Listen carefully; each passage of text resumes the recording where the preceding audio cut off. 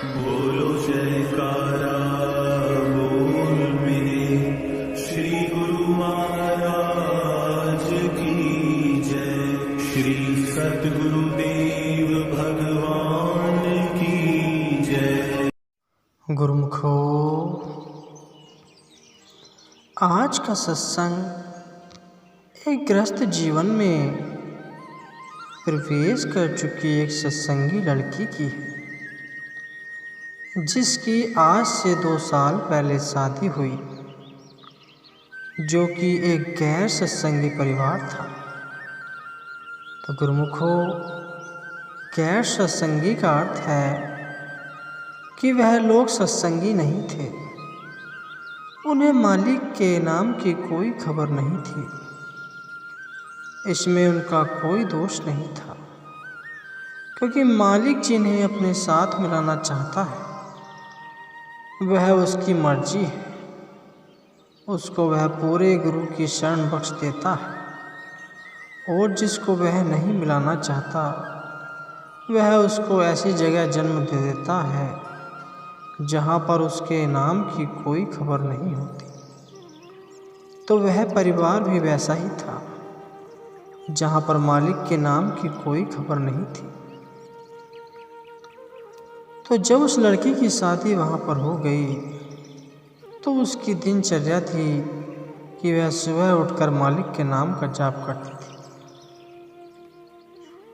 उसकी दिनचर्या थी कि वह सुबह शाम शब्द सुनती थी।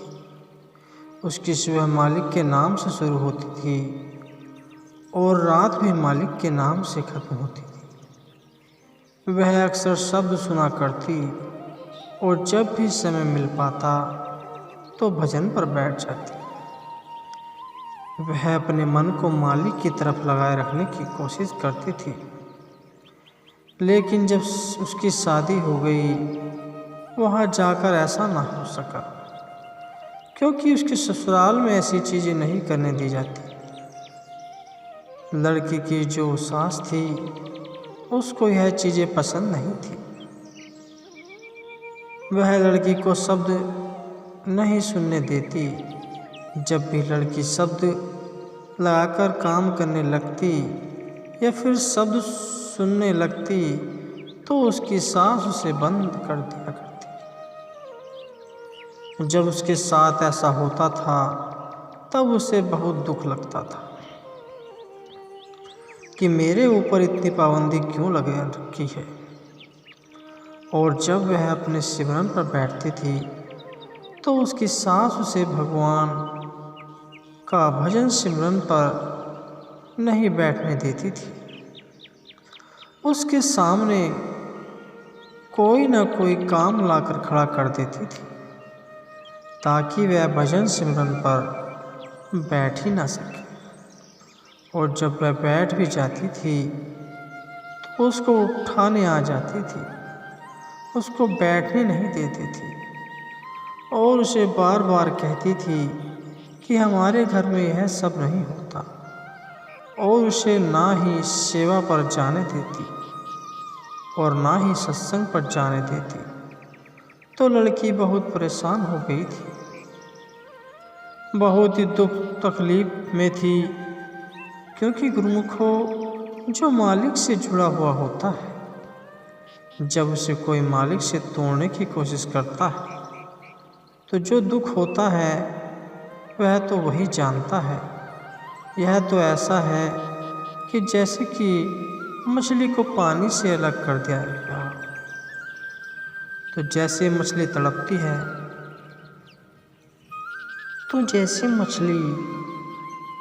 है, वैसे ही मालिक के भक्त और प्यारे तड़पते हैं। जब उन्हें मालिक से दूर करने की कोशिश कोई करता है, और जो ऐसा करते हैं, उन्हें इसका बहुत ही भारी नतीजा भुगतना पड़ता है। ऐसा करना उनके लिए बहुत भारी पड़ता है। लेकिन फिर भी कुछ लोग हैं जो ऐसी रुकावटें मालिक के भक्त के और पैरों में डालते आए हैं और डाल रहे हैं। तो वह बहुत ही दुख तकलीफ में थी। तो जब उसे पता चला कि उसके पड़ोस में ही एक सत्संगी परिवार रहता है तो उसकी खुशी का कोई ठिकाना नहीं था। उसे बहुत खुशी हुई कि कोई मालिक का प्यारा मेरे पास है। तो जब ही उसे पता चला कि वह वहाँ रहते हैं तो वह तुरंत उनके घर गई। उसने बातें करने लगी और उस परिवार में एक सत्संगी बुजुर्ग माता थी। उस गांव में वह बुजुर्ग माता सबसे बड़ी थी। लोग उनका बहुत ही आदर मान करते थे। उनको बहुत पहले नाम की बख्शीश हुई थी और गांव का कोई भी फैसला लेना हो तो लोग उनके पास आते थे, उनकी सलाह लेते थे। अगर गांव में कोई भी झगड़ा हो तो उसका निपटारा भी वही करती थी। तो जब वह लड़की उनके घर गई, उसने अपनी सारी बात उनको बताई। तो यह सुनकर वह जो बुजुर्ग माता थी उनको भी तकलीफ़ हुई कि लड़की के साथ बहुत गलत हो रहा है। लड़की को दबाने की कोशिश की जा रही है, जो कि नहीं होना चाहिए। तो जब लड़की ने अपनी सारी बात उनको बताई तो उन्होंने लड़की को एक कहानी के माध्यम से समझाने की कोशिश की कि वह कहानी मैं आपसे साझा करता हूँ। ये कहानी आपके जीने की सोच बदल देगी। गुरुमुखो, आप भी कहती हैं, एक दिन एक किसान का बैल कुएं में गिर गया। वह बैल घंटों जोर जोर से रोता रहा और किसान सुनता रहा और विचार करता रहा कि उसे क्या करना चाहिए और क्या नहीं। अंततः उसने निर्णय लिया, चूँकि बैल काफ़ी बूढ़ा हो चुका था, उसे बचाने से कोई लाभ होने वाला नहीं था, इसलिए किसान ने सोचा उसे कुएं में ही दफना देना चाहिए। किसान ने अपने सभी पड़ोसियों को मदद के लिए बुलाया। सभी ने एक एक फावड़ा पकड़ा और कुएं में मिट्टी डालनी शुरू कर दी। जैसे ही बैल की समझ में आया कि यह क्या हो रहा है, वह और ज़ोर ज़ोर से चीख चीख कर रोने लगा। वह चीखें लगाता रहा और उसके बाद फिर अचानक वह आश्चर्यजनक रूप से शांत हो गया। सब लोग चुपचाप कुएं में मिट्टी डालते रहे। तभी किसान ने कुएं में झांका तो वह आश्चर्य से शन्न रह गया। अपनी पीठ पर पड़ने वाले हर फावड़े की मिट्टी के साथ वह बैल एक आश्चर्यजनक हरकत कर रहा था। वह हिल हिल कर उस मिट्टी को नीचे गिरा देता और फिर एकदम बढ़ाकर उस पर चढ़ जाता था। जैसे जैसे किसान तथा उसके पड़ोसी उस पर फावड़ों से मिट्टी गिराते, वैसे वैसे वह हिल हिल कर उस मिट्टी को गिरा देता और एक सीढ़ी ऊपर चढ़ाता। जल्दी ही सबको आश्चर्यचकित करते हुए वह बैल कुएं के किनारे पर पहुंच गया और फिर कूदकर बाहर भाग गया। उसके बाद आप जी ने लड़की को कहा, ध्यान रखो, तुम्हारे जीवन में भी बहुत तरह से मिट्टी फेंकी जाएगी, बहुत तरह की गंदगी तुम पर गिरेगी। जैसे कि आपको आगे बढ़ने से रोकने के लिए कोई बेकार में ही आपकी आलोचना करेगा, कोई आपकी सफलता से ईर्ष्या के कारण आपको बेकार में ही भला बुरा कहेगा, कोई आपसे आगे निकलने के लिए ऐसे रास्ते अपनाता हुआ दिखेगा जो आपके आदर्शों के विरुद्ध होंगे।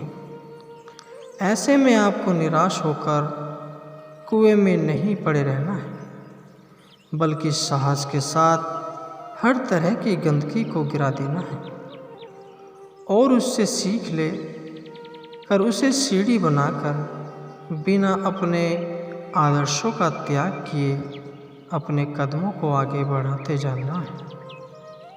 उसके बाद माता जी ने लड़की को कहा कि हमारे मार्ग में बहुत रुकावटें आएंगी। कुछ रुकावटें बाहर हमें परेशान करेंगी और कुछ रुकावटें अंदर हमें परेशान करेंगी। इस मार्ग पर चलने के लिए बहुत ही बड़ा साहस चाहिए, उसके बिना बात नहीं बन सकती। इस मार्ग पर चलने के लिए मालिक की कृपा चाहिए, इसलिए हमें उनके आगे यही अरदास करनी चाहिए कि हे मालिक, जो भी कर रहा है तू ही कर रहा है, तेरी मर्जी से हो रहा है, मैं तो तेरी कठपुतली हूँ। क्योंकि उसके मार्गदर्शन के बिना हम इस मार्ग पर नहीं चल सकते,